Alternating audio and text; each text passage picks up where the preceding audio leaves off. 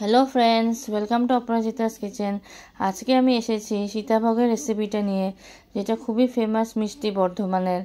তো ফার্স্ট অ্যাটেম্পটেই যে এতটা ভালো হবে আমি ভাবিনি। তো আসুন দেখি সীতাভোগ কীভাবে বানাতে হয়।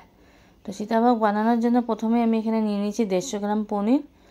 তো 150 গ্রাম পনিরটাকে এখন আমি পুরো হাত দিয়ে এমন করে গুঁড়া করে নেব। পনিরটা চাইলে আপনারা বেশিও নিতে পারেন, তা আমি আজকে যেহেতু প্রথমবার করছি তো তাই অল্প পনির দিয়ে আগে ফার্স্ট ট্রাই করে দেখলাম যে কেমন হয় সীতাভোগের রেসিপিটা।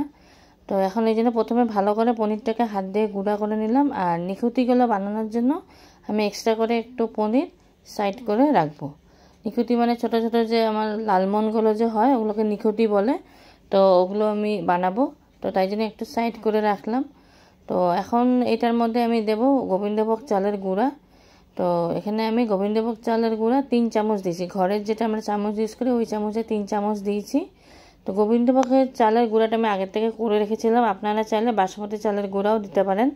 তো আমি এখানে গোবিন্দভোগ চালটা দিলাম কারণ এটা সেন্টটা খুব ভালো হয়, খুব সুন্দর একটা গন্ধ বেরোবে, তাই জন্য গোবিন্দভোগ চালের গুঁড়া দিলাম। তো এবার চালের গুঁড়াটা দিয়ে ভালো করে পনিরটাকে মেখে নেব। তো মেখে নেওয়ার পর তো আমার মনে হলো আরেকটু চালের গুঁড়া লাগবে, তাতে আরেকটু দিলাম।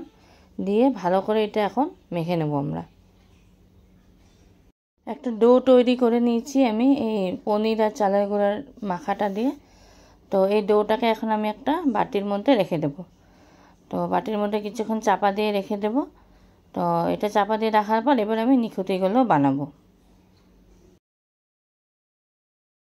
নিখুঁতিগুলো বানানোর জন্য আমি এক্সট্রা করে যে একটু পনির মাখা রেখে দিয়েছিলাম সেটা নিয়ে নিলাম। নিয়ে ওখানে এখন এভরিডে পাউডার দেব, যে কোনো মিল্ক পাউডার আপনারা দিতে পারেন।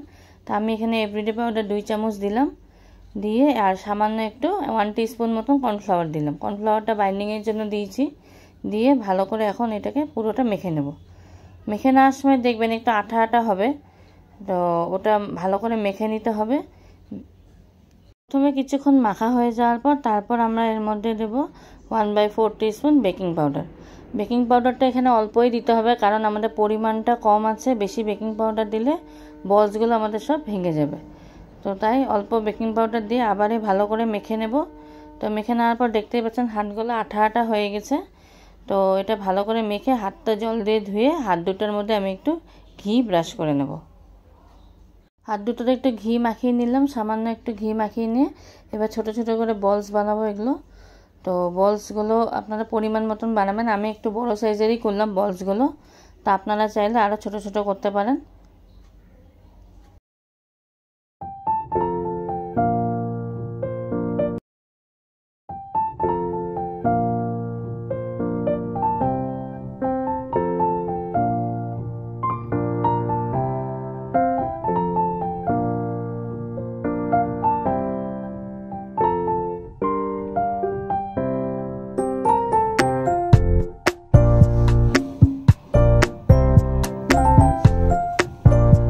আমার ছোটো ছোটো করে বানানো হয়ে গেছে। এবার একটা গরম কড়াই বসিয়ে দিয়েছি আর তেলটা গরম করে রেখেছিলাম আগের থেকে।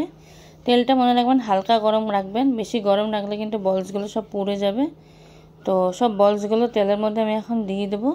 তো আজকে আমি এটা রিফাইন তেলেই ভেজেছি, তা আপনারা চাইলে এগুলো ঘিতেও ভাজতে পারেন। মনে রাখবেন কোনো খুন্তি বা চামচ দিয়ে কিন্তু বলসগুলো নাড়ানোর চেষ্টা করবেন না। কড়াইয়ের হ্যান্ডেলটাকে এইভাবে একটু নাড়াচাড়া করে দেবেন, তাহলেই বলসগুলো উল্টে পাল্টে যাবে আর ভাজা যাবে।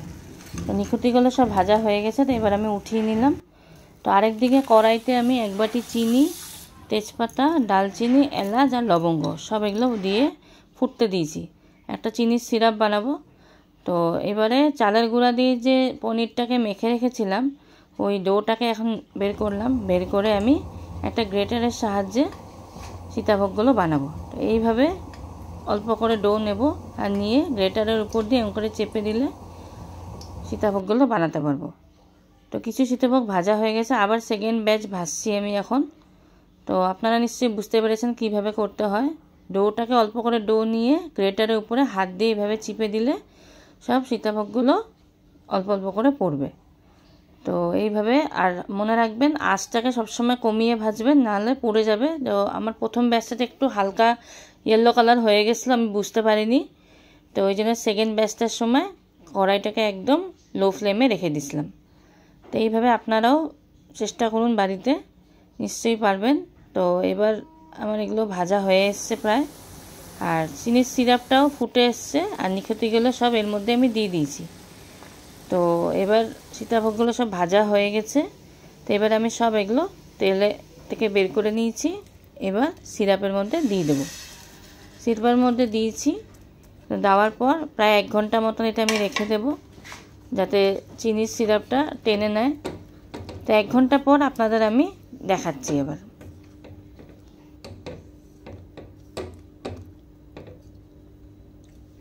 আমি কিছুক্ষণ এটা চাপা দিয়ে রাখবো। তো 1 ঘন্টা পর আপনাদের উঠিয়ে দেখাচ্ছি সীতাভোগগুলো। তো দেখতেই পাচ্ছেন পুরা সুগার সিরাপটা টেনে নিয়েছে, খুবই ভালো হয়েছে আর খুবই নরম হয়েছে, নিখুঁতিগুলোও খুব ভালো হয়েছে। তো আশা করছি আপনারা বুঝতে পেরেছেন এই রেসিপিটা কীরকম বানাতে হয়। আমার এই রেসিপিটা যদি আপনাদের ভালো লাগেছে অবশ্যই লাইক করে দেবেন আর একটা কমেন্ট করে দেবেন।